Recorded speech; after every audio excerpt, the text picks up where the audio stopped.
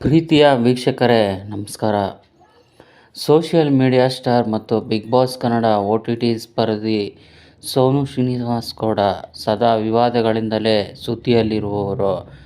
ಆದರೆ ಇತ್ತೀಚೆಗೆ ತಮ್ಮ ಲವ್ ಮತ್ತು ಬ್ರೇಕಪ್ ಬಗ್ಗೆ ಒಂದಲ್ಲ ಒಂದು ವಿಡಿಯೋವನ್ನು ಸೋನು ಹಂಚಿಕೊಳ್ಳುತ್ತಿದ್ದರು. ತನ್ನನ್ನು ಪ್ರೀತಿಸಿದ ವ್ಯಕ್ತಿಯೇ ನಂಬಿಸಿ ದ್ರೋಹ ಬಗೆದಾಗ, ಖಾಸಗಿ ವಿಡಿಯೋ ಹಾದಿರಂಪಿಯಾದಾಗ ಅವರ ಕುಟುಂಬದ ಮೇಲೆ ಬೀರಿದ ಪರಿಣಾಮಗಳ ಕುರಿತು ಸೋನು ಗೌಡ ಹೇಳಿಕೊಂಡಿದ್ದರು. ಸೋಷಿಯಲ್ ಮೀಡಿಯಾದಲ್ಲಿ ಸೋನು ಗೌಡ ವಿಡಿಯೋ ವೈರಲ್ ಆದಾಗ ಇಡೀ ಜಗತ್ತೇ ಮುಳುಗಿದಂತಾಗಿತ್ತಂತೆ. ಆ ವಿಡಿಯೋ ನೋಡಿ ನನಗೆ ಹೇಳಲಾರದಷ್ಟು ನೋವಾಗಿತ್ತು.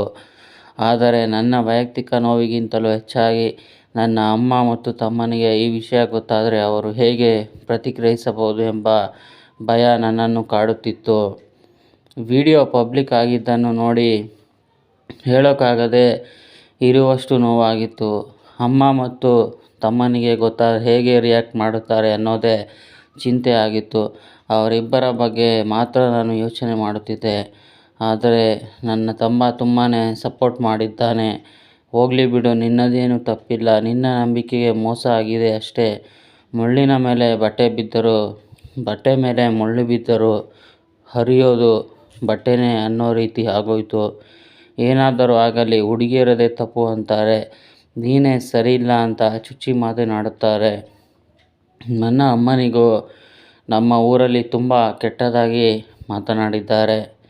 ನನ್ನ ಅಮ್ಮ ಹೇಗೆ ಸಹಿಸಿಕೊಳ್ಳುತ್ತಾರೆ ಆ ಮಾತುಗಳನ್ನು ಅನ್ನೋದೇ ದೊಡ್ಡ ಟೆನ್ಷನ್ ಆಗಿತ್ತು. ಆಗ ನನ್ನ ಮನಸ್ಸಿನಲ್ಲಿ ಇದ್ದಿದ್ದು ಒಂದೇ, ನನ್ನ ಅಮ್ಮನ ಕಾಲಿಗೆ ಬಿದ್ದು ಕ್ಷಮೆ ಕೇಳಿ ಹಗ್ ಮಾಡಿ ಹತ್ತು ಬಿಡಬೇಕು ಅಂತ. ಹೇಗೋ ಕನ್ವಿನ್ಸ್ ಮಾಡಿ ಅಮ್ಮನನ್ನು ಬೆಂಗಳೂರಿಗೆ ಕರೆಸಿಕೊಂಡೆ. ಬಿಕ್ಕಿ ಹತ್ತುಕೊಂಡು ಏನೇನೋ ಆಯಿತು ಅಂತ ಎಲ್ಲವನ್ನೂ ಡೀಟೇಲ್ ಆಗಿ ಹೇಳಿದೆ.